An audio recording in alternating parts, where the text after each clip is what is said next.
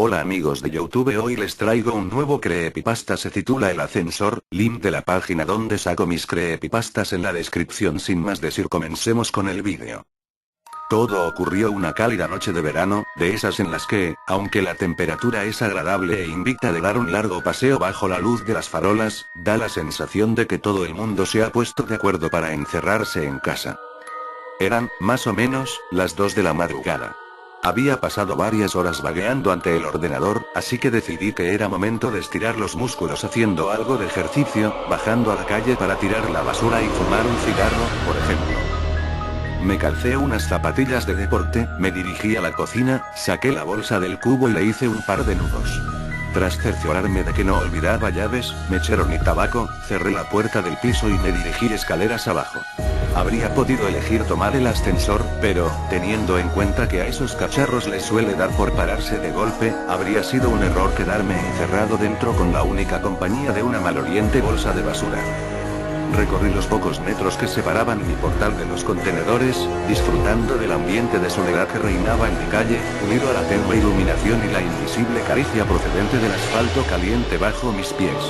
Tras meter la bolsa en uno de los cubos, volví a mi portal y, antes de entrar, encendí un cigarrillo, disfrutando de cada calada mientras oía en la distancia el sonido de ambulancias y coches acelerando la banda sonora que suena de fondo cada noche en la gran ciudad que es Madrid.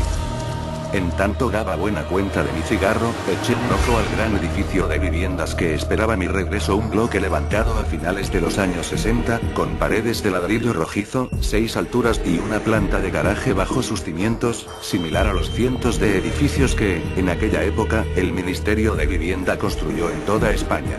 Junto al portal, aún se conservaba la placa que daba fe de ello. Mis padres fueron los primeros dueños de la casa. Tras el paso de los años, su afán ahorrador les permitió hacerse con un chalet en las afueras, por lo que yo, siendo hijo único, tuve la suerte de pasar a ser el dueño y único habitante de la vivienda. Cuando acabé el cigarrillo, tiré la colilla al suelo y entré en el portal. Por un momento, pensé en subir andando hasta el 5.º piso, donde vivo, pero la vagancia pudo más, así que llamé al ascensor. Cuando este llegó a la planta baja, entré en el altar. Una de las curiosidades que tenía aquel edificio era dicho ascensor.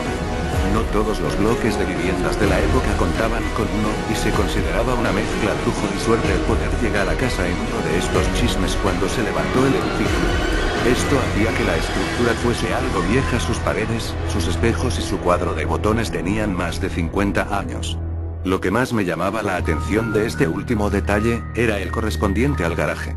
Había un botón para cada piso, excepto para el sótano, en cuyo lugar había una cerradura. Todos los vecinos teníamos copia de la llave. El motivo era, según los constructores, evitar que el cálido garaje se llenase de mendigos por las noches. Miré aquella cerradura con curiosidad. Aquella vieja cerradura. Entonces, una idea se me pasó por la cabeza. En lugar de pulsar el botón del 5.º piso, eché mano al manojo de llaves que había en mi bolsillo e introduje la llave correspondiente. Para acceder al sótano, había que girar la llave hacia la izquierda, pero, ¿qué ocurriría si la giraba hacia la derecha? Hice la prueba. Nada. La cerradura hacía tope, como era de esperar. Cabezota de mí, volví a intentarlo, girando con más fuerza. Con mucha más fuerza. En ese momento, de forma inesperada, la cerradura cedió, poniendo el ascensor en marcha. Sorprendido ante aquello, fijé los ojos en el indicador luminoso. Mientras el ascensor descendía, aquel pasó de mostrar un 0 a mostrar un 1 negativo. Pero, llegado a este piso, el ascensor no se detuvo. Durante casi un minuto, el trasto continuó bajando, traqueteando y rugiendo como de costumbre.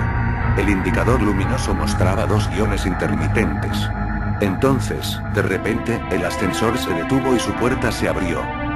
Ante mis ojos se extendía un largo y estrecho pasillo, apenas más ancho que el propio ascensor. La iluminación procedente del interior de este, no bastaba para iluminar aquel pasillo, que era engullido por una tenebrosa oscuridad, y no se apreciaban escaleras que llegasen allí desde un piso superior. «Hola». Mi voz retumbó por las paredes y desapareció en el oscuro espacio. A pesar de que la situación me imponía algo de respeto, la curiosidad ante el nuevo sótano recién descubierto pudo más. Decidido a investigar aquel lugar, encendí mi mechero y abandoné la protectora luz del ascensor. Me giré por un momento, y vi que, en aquella planta, no había botón para llamar al ascensor, sino una cerradura. Mosqueado, continué avanzando hacia la oscuridad. El ambiente era denso y húmedo, acompañado de una ligera fetidez. A unos 20 metros, el pasillo torcía hacia la derecha, desembocando en una galería a la que daban varias puertas, como en las cárceles que salen en las películas. Algunas puertas estaban cerradas y otras abiertas, y el suelo estaba lleno de polvo, cristales rotos y otros objetos. La mugre que invadía el lugar me disuadió de palpar la pared en busca de interruptores de luz, por lo que confié en la pequeña llama que portaba en mi mano. Al internarme en la galería, me agaché y acerqué mi mechero al suelo para examinar con más detalle qué eran aquellos pequeños bultos que pisaba irremediablemente a cada paso. Descubrí jeringuillas, trozos de probetas, piezas de rompecabezas infantiles, muñecas. Aquello resultaba de lo más tétrico. Me incorporé nuevamente, disponiéndome a analizar las pequeñas dependencias que rodeaban la galería. Uno de los detalles que percibí fue la falta de ventilación o iluminación exterior. Aunque era noche cerrada, no había rastro de salidas al exterior por las que se colase la luz de las farolas, ni ninguna corriente de aire que hiciese vibrar a la llama de mi mechero. Aquel era un lugar completamente cerrado, y a saber a cuántos metros bajo tierra me encontraba en aquel momento. Recorrí varias de las salitas, y vi que todas tenían elementos en común: pequeños, anticuados y oxidados camastros, mesitas y sillas. Y material médico. El lugar estaba infestado de gasas, correas, pastillas desperdigadas por el suelo. Aquello parecía un hospital en miniatura. Un hospital antiguo y fantasmagórico, detenido en una época pasada, en el que la acumulación de polvo es el único indicador del paso del tiempo. Aún me arrepiento de entrar en una de aquellas dependencias. La luz del mechero mostraba, sobre el mugriento colchón, un bulto del tamaño de un ser humano, envuelto en ropa de hospital. Me acerqué sigilosamente, temiendo a lo peor, y arrimé el mechero al gran objeto. El aumento de luz mostró una escena horripilante rodeado de heces y manchas de orina. Se mostraba ante mí un cadáver humano en posición fetal que me daba la espalda. El hedor era insoportable. Reprimí una arcada mientras permanecía en cuclillas ante aquella dantesca escena. De repente, el terror invadió mi cuerpo. Aquel cuerpo se giró de forma brusca y, lo que en principio había clasificado como humano, mostró ser algo diferente, indefinido e indescriptible. El cuerpo de aquel ser estaba cubierto de llagas y heridas. En lugar manos y pies, sus extremidades se encontraban rematadas por muñones violáceos, y extrañas deformidades y bultos recorrían su tronco, dándole un aspecto monstruoso. Pero lo peor era su rostro. Sus ojos, grandes e inyectados en sangre, estaban protegidos por unos párpados abultados y sin pestañas. En lugar de pelo, su cabeza poseía infinidad de cicatrices y grapas que partían desde sus pobladas cejas y sienes y se perdían hacia su nuca. Sus orejas, irregulares y enormes, no mostraban pliegue alguno, dotando al ser de un aspecto simiesco. Tampoco poseía nariz, y de sus orificios nasales surgían 2 hilos de sangre reseca. Rematando aquel cuadro tan desagradable, se encontraba su boca. Un orificio de comisuras agrietadas, sin labios, de cuyo interior carente de dientes y lengua, provenía el peor olor a podrido que he percibido en mi vida. Sus ojos se fijaron en los míos, y de su garganta surgió un bramido gutural, ronco y a la vez potente. Grité. Grité con todas mis fuerzas y mi voz se entremezcló con la del monstruo. Teniendo en cuenta la postura en la que me encontraba, caí de espaldas sobre el mugriento suelo, y el mechero se escapó de mi mano, dejando el lugar en la más absoluta oscuridad.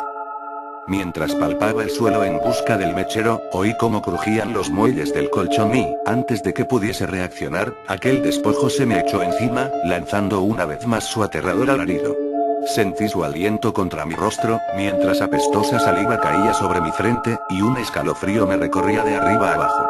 Cejé en mi empeño de hacerme con el mechero y pataleé con todas mis fuerzas, tratando de zafarme del horripilante ser. Me arrastré unos metros hacia atrás, me levanté y salí de la estancia, a oscuras, tratando de recordar la disposición de aquella planta, temiendo tropezar o dar de bruces con alguna de las paredes. Mientras huía en dirección al ascensor, pude oír cómo aquello se arrastraba entre los cristales rotos del suelo, siguiendo mis pasos. Llegué al pasillo y sentí que volvía a la vida cuando me invadió la luz encendida del ascensor abierto. Entré, pulsé el botón del quinto piso y, lleno de impaciencia y pavor, esperé a que la puerta se cerrase y el ascensor se pusiese en marcha. Sin embargo, el aparato no obedecía mis órdenes. Aunque el botón del quinto piso estaba encendido, la puerta no se cerraba. Y el crujir de cristales se oía cada vez más cerca. Me di media vuelta. Ante mí, el pasillo se extendía una vez más, engullendo la luz del ascensor. Sin embargo, ahora no sentía curiosidad ante aquella escena. Sentía verdadero horror. Quería huir de allí. Y el ascensor no se movía. De repente, se hizo el silencio. Estaba tan aterrorizado, que todos mis músculos se agarrotaron. En ese momento, el ser surgió del pasillo oscuro arrastrándose con una velocidad y una pericia insólitas. Venía hacia mí mientras gruñía, jadeaba y chillaba como ninguna criatura conocida. Apreté repetidamente el botón del quinto piso, con pulso tembloroso, en tanto el miedo me hacía llorar y la criatura se aproximaba rápidamente. Cuando estaba a punto de entrar en el ascensor, agité mi pierna ante él, lo que lo hizo retroceder atemorizado, sin que apartase la vista de mis ojos en ningún momento. En ese instante, las puertas se cerraron y el ascensor comenzó su ascenso.